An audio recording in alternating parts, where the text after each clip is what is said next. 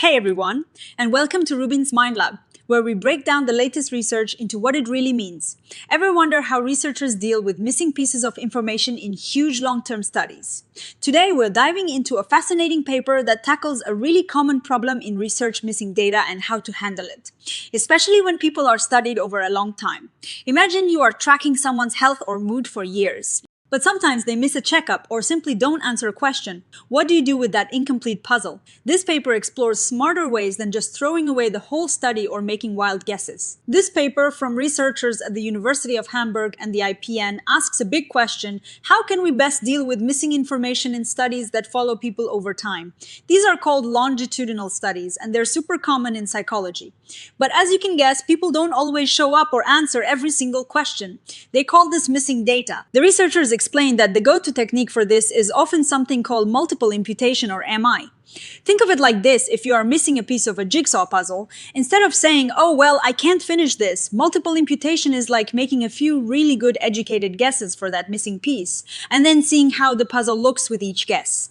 They create multiple slightly different versions of the full dataset, each with different plausible replacements for the missing bits. Now, they compared two main ways to do this multiple imputation. One is called single-level MI, and the other is multi-level MI. The paper argues that single-level MI is usually more flexible. Think of it like this: single-level MI treats each measurement occasion for a person as its own separate piece of information. Multi-level MI, on the other hand, sees the repeated measurements as nested within the person, like levels in a building. While multi-level MI works well for specific types of studies like growth modeling, the authors really push for single-level MI because it makes fewer assumptions and can handle a wider variety of complex situations. They're particularly interested in studies where everyone is measured at the same points in time. This is called a time-structured design.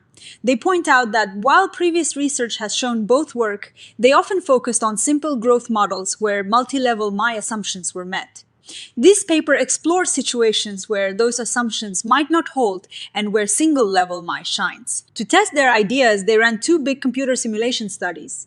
Imagine them running thousands of these long-term studies on their computers, introducing different amounts and patterns of missing data to see how their methods perform. In study 1, they compared single-level MI and multi-level MI specifically for modeling individual changes over time, what they call latent curve models, or LCMS.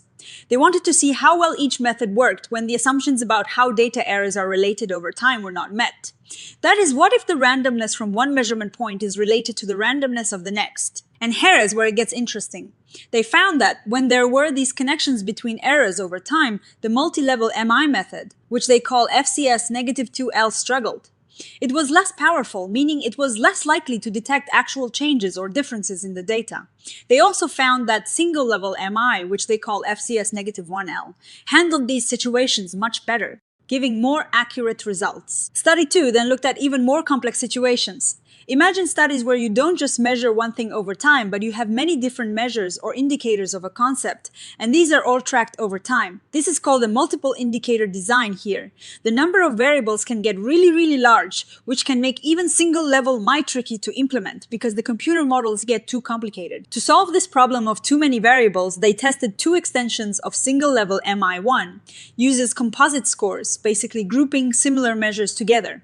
The other uses a technique called partial least squares, or PLS, which is a way to simplify a lot of variables down to a few key underlying patterns. And the results, the PLS extension called FCS-PLS, really saved the day. It performed exceptionally well, providing accurate results even when there were tons of variables and missing data. The composite scores method also helped, but FCS-PLS was the clear winner in handling these complex high-dimensional datasets. When they were even dealing with small sample sizes and many variables, FCS-1L, the basic single-level MI, sometimes had technical problems where the calculations wouldn't converge, but FCS-PLS handled it smoothly. So, what is the big takeaway here? The authors conclude that single-level MI is generally a more flexible and robust method for handling missing data in longitudinal studies, especially when the data structure is complex or the assumptions of multi-level MI might not be met. It requires fewer assumptions. This flexibility is crucial because in real-world research, we often don't know exactly how our data are structured or if all those strict assumptions really hold true, single-level MI allows researchers to focus on their actual analysis without being overly constrained by the missing data method itself. They also give a nod to another method called Full Information Maximum Likelihood, or FIML. FIML is a powerful technique that also handles missing data, and it performed really well in their simulations too. However, they point out a key difference. FIML is tied to each specific analysis you run. So, if you want to do a different analysis, you have to handle the missing data all over again. Single-level MI, as they describe it, is like a one-stop shop for missing data. You impute once, and then you can do many different analyses on those imputed datasets. This makes it more efficient and helps ensure consistency across different research questions within the same study. Of course, no study is perfect. The authors rightly point out a limitation. They only looked at studies where everyone was measured at the exact same times. What about studies where people are measured at different points in time? That is a whole other ballgame. And for those, multi-level MI might be the only option. They also mentioned that they didn't dive deep into how these methods handle other types of data. Like if the variables are not normally distributed, or if the missing data is not at random, meaning it's due to a specific reason that's related to the missing itself. They also didn't heavily explore the impact of covariates, which are other variables that might influence the relationship between the main things being studied. Comparing how both single-level and multi-level might handle time-varying covariates is an area for future research. This is important because in many studies, you are not just looking at one thing changing, but how that change is influenced by other factors. But overall, the message is clear and important.